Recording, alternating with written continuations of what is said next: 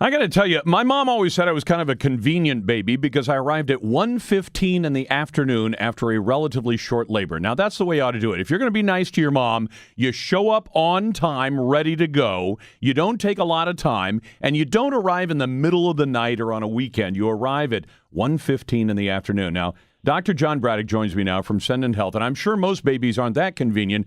But, Doctor, there are groups out there right now saying that a third of all the births in America are done by cesarean section.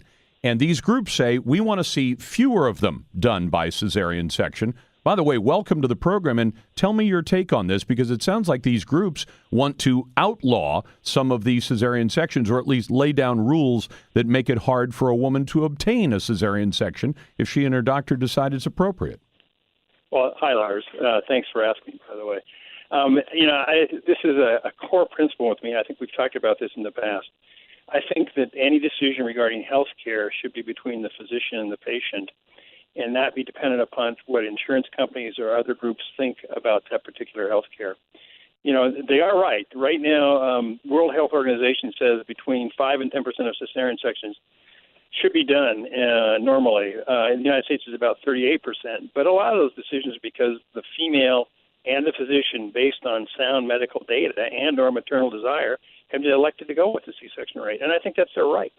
I think so, too. Now, what happens when these groups say, but they're not medically necessary? I understand what they're saying is that, I don't want to be too blunt about this, because I'm talking about a subject where all the women out there are saying, well, you don't know what it's all about. I don't. I'm never going to have a baby, never have had one, or at least not under the current laws of the country, although the way they're changing things around, who knows? But in this case, if they say it's not medically necessary, are they effectively saying, hey, this woman could go ahead and have a natural birth. She just chooses to go the other direction because it's easier, because she's had one before or whatever. And so therefore, she should be told you can't have one unless your doctor is willing to swear on a stack of Bibles that it's medically necessary. Well, there are certain indications that absolutely require a C-section. For example, something called the placenta previa, which is where the placenta kind of sits over the outflow tract of the womb and doesn't allow the baby out, would require a C-section. A breech birth, for example, would require a C-section, or multiple births require a C-section. There are times when, based on maybe the psychological profile, it may not be, quote, indicated medically, but maybe the woman is afraid of some of the stuff she's going to go through labor. The other thing you got to realize, it's not just about the mom, it's also about the baby. In reality, and in general, C-sections put the mom at a higher risk and the baby at a lower risk. Vaginal delivery puts the mom at a lower risk and the child at a higher risk. So sometimes moms will elect to put themselves at a higher risk rather than have their fetus and put their fetus at lower risk and undergo a C-section, even though it may not be, quote, medically necessary. But I think that's where it really gets down, where the doctor sits down with the expectant mother and lays out all the options, and they make an informed decision that's best for that woman. And she shouldn't be on some sort of algorithm that says if you have the following things, you get the vaginal delivery, and that's all you get. I think that's wrong. Well, isn't that a wonderful giving thing for a mom to do, to talk to her doctor, and the doctor says your baby, because of all the other things that are peculiar about this pregnancy, would be at lower risk, even though you're going to be at a little higher risk if we do this. And the mom says, go ahead, put me at more risk. I'm going to do this for my baby's benefit. That's a great thing to have happen, isn't it? Well, I would think so. But again, as you said, I'm never going to have a baby. So again, I don't know all the implications psychosocially that a mom's going to go through. But again, I think, like I keep saying, it's between the patient and the doctor. The insurance company should stay out of it. You know, I mean, if the mom wants to take that risk on, good for her. If it makes it healthier for the baby, good for her to do that versus put the baby through a vaginal. Well, but in this case, it's not even the insurance companies that as far as I can tell, this rally that was held saying they say it was a maternity crisis in the United States. They literally said that they had 160 cities, not dozens, but 160 cities where they held events to say that this care is not good care and it's not medically necessary. They don't exactly say how they're going to try to stop medical professionals from doing this, from making this decision, but I suspect they'll do it through, the government's intervention in some way, by either saying, well, if you have too many cesarean sections, your hospital's going to get lower compensation overall, or some other mechanism like that. But Do you think there are truly medically unnecessary cesareans that are done, I don't know, just on a whim and not because it was better for the baby or better for the mom? Well, I can't imagine anybody doing a surgical procedure on a whim. Remember, this is major surgery. This isn't just going in and getting the splinter taken out of your finger. This is major surgery.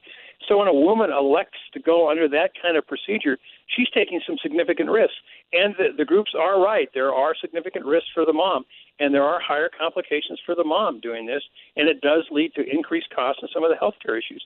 But again, I think that's an individual decision. If someone wants to take that risk and mitigate the risk for their child, that should be their right. Absolutely. They shouldn't have a group of people telling them how they have to deliver their child. Well, and by the way, I'm talking to Dr. John Braddock from SendantHealth, and I do business with SendantHealth. He's a great doctor, and I appreciate his care, but I wanted to get his take on this. Thank you, Lars. So in other words, you have a mom who's willing to say, yes, there's a medical risk, bad things could happen to me. Yes, there's additional cost. Okay, I understand there's going to be a longer recovery time after birth, I would imagine, but I'm willing to do it for my baby. And the option is, it's not as though she's being told you can't go through labor if you choose.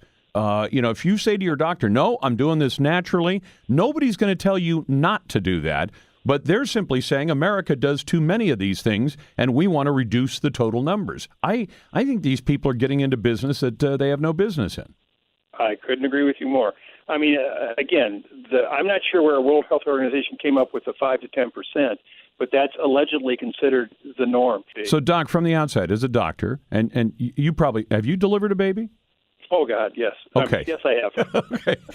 Just so I get your credentials out in front of everybody, I'm talking to Dr. John Braddock, but I would hate to see the situation, though, because here's the easiest way to cut down on cesareans. If you decided it was good for the mom and the baby, which I agree with you is the criteria, you could just tell prospective moms, oh, you want a cesarean? Well, that's another $2,000. So would you like to pay the extra $2,000? Otherwise, you're going to do it naturally. And they could do that through co-pays and deductibles and all that. Now that the government is running our health care, they could literally force women by economic circumstance to have to go through a natural birth, even though the doctor might say, this is putting your baby at higher risk, but if you don't have the extra $2,000, you're just going to have to go through it naturally. And I would hate to see women put into that kind of position. I couldn't agree with you more, Lars. I mean, that's a real concern of mine about where we're heading with the whole healthcare system, that we are going to start making decisions in medicine based on the economics of the decision versus what's best for the patient. Doc, thanks very much for the time and thanks for what you do. Dr. John Braddock is my doc from SendantHealth, and we appreciate you coming on the show.